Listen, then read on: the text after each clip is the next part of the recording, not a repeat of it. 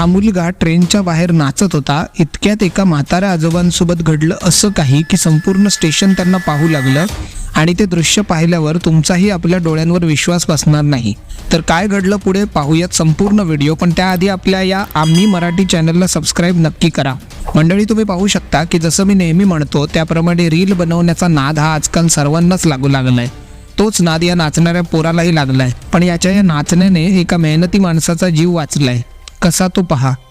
हा पोरगा धावत्या मेमू ट्रेनच्या बाजूला नाचत असतो. जसा जसा याचा डान्स संपू लागतो तसे एक म्हातारे आजोबा जे ट्रेनमध्ये पाण्याच्या बाटल्या विकण्याचं काम करतात ते स्टेशनवर उतरण्याच्या प्रयत्नात उलट्या दिशेने खाली पडतात.